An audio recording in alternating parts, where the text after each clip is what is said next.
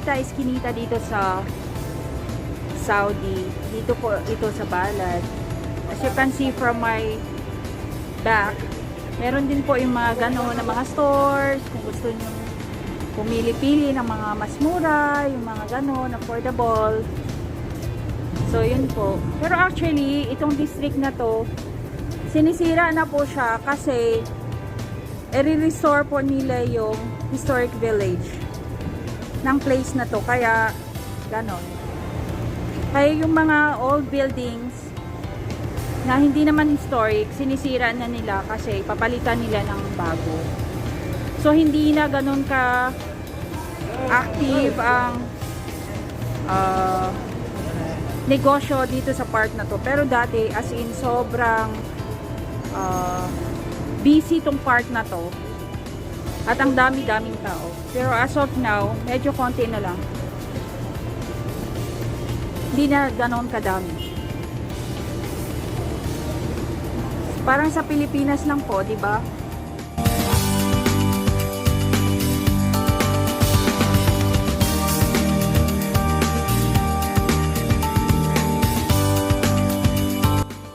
We used to go to this area before, but nowadays our hospital is very far from this area, so we are seldom going to this part. Actually guys, it's very humid today. I'm already perspiring. It's very hot. You see my friend, she's going for a vacation. Inggit match naman ako at ang tagal ko pang mag-vacation.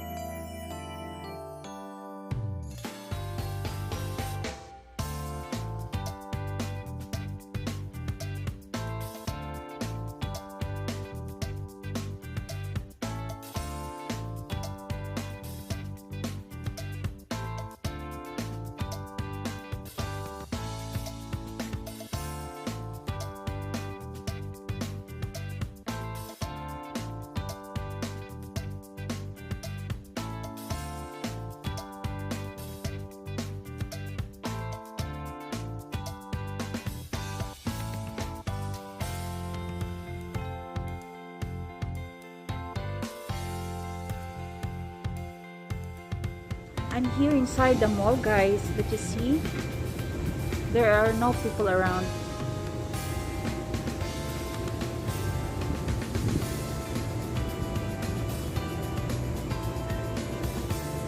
After the pandemic, this is what happening inside most of the stores, especially on the weekdays. Less people are coming to buy.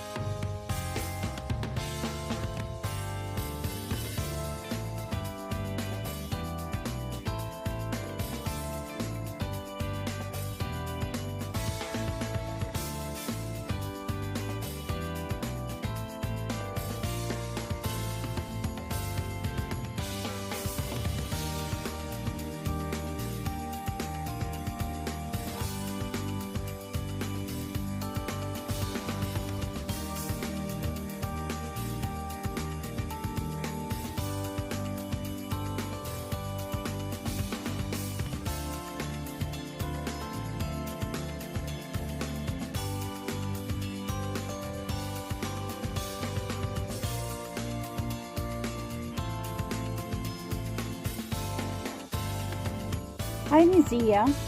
Say hi to my vlog. Hello, hello to everyone, to each and everyone. How are you? Sharon. We are here at Balan. As you can see, we are at The mall. store.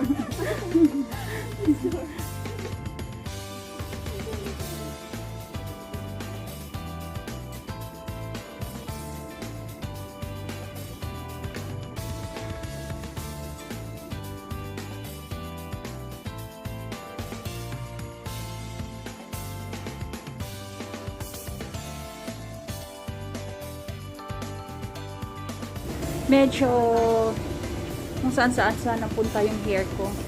May papasok at may pa ganun.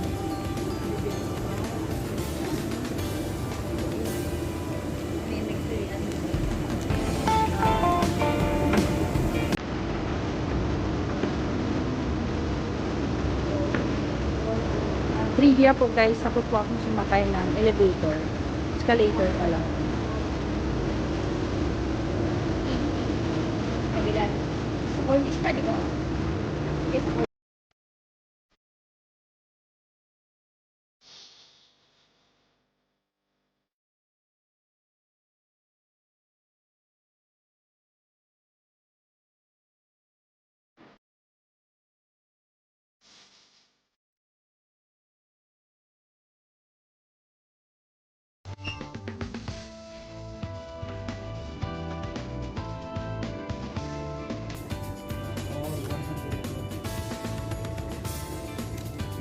This is guys one of my favorite shop to visit. Body shop. Because all the products here are natural or vegan, and they are helping the farmers who grow these products. They're donating to charity. So for today, they have a lot of sale. Actually, my fave in this area is this one, their body cream yogurt. I mean body cream. It's really effective if you have dry skin.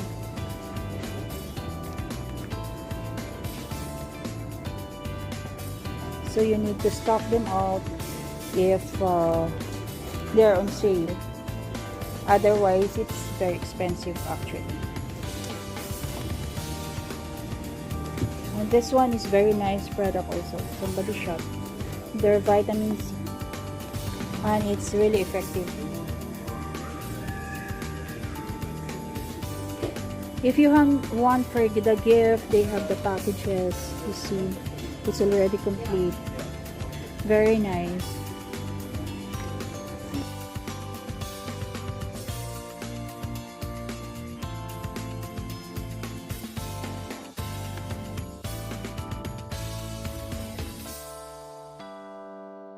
Medyo umokay na yung sunstorm guys. Hindi na masyadong makapal. Pero medyo madilim pa rin.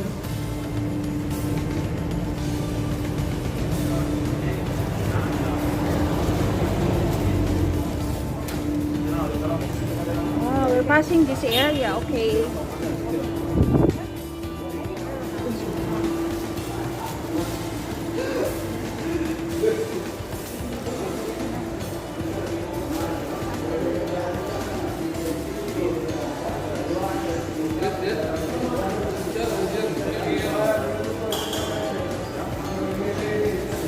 عني.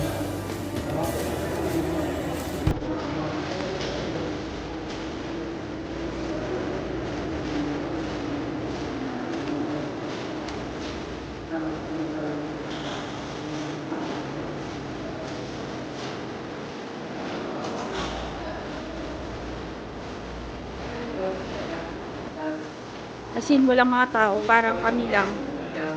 At saka yung nagtitinda.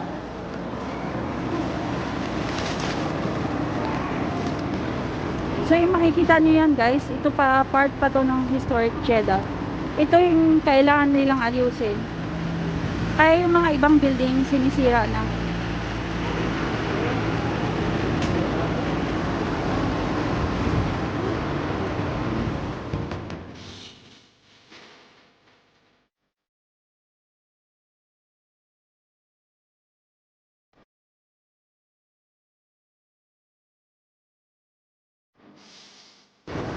So as you can see, yung mga building gaganda, oh. Yan, hindi na yan sisirain.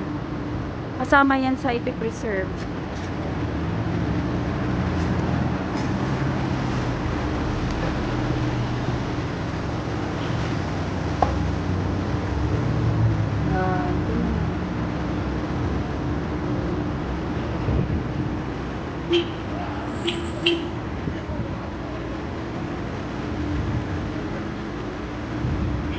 Ito yung mga dati nilang building na until now na-use pa.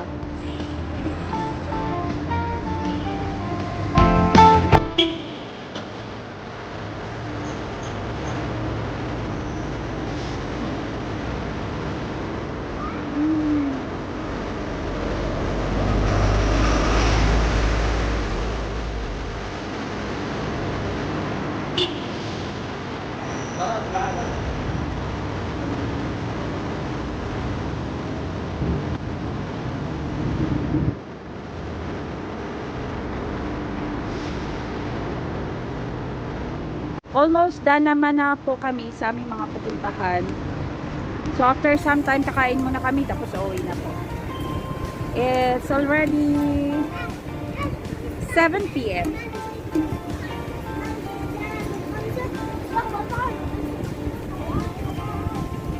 Super humid ngayon, windy, kaya tingnan yung hair ko, my god, kung saan saan napapunta. Short na po yung hair ko, ginupitan ko. Kasi yung dati kong hair, hindi nakasya yung aking bono. Eh, ayaw kong bumiling bago. So, ang solusyon, cut your hair. Saka na ako magpahaba pag pabakasyon na ako.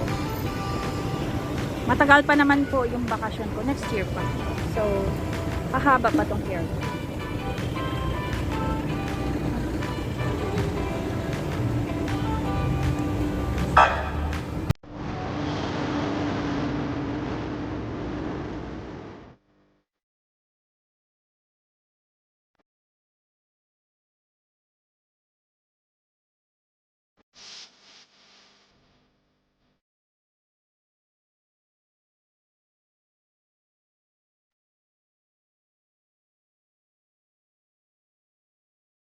We are going to eat here in Shaoli restaurant. They are serving Chinese and Filipino cuisine. And of course guys, maging practical po ako kasi alam mo na, masyadong mataas ang inflation. Kaya tipid-tipid din pag may time kasi meron silang Paris check for an affordable price.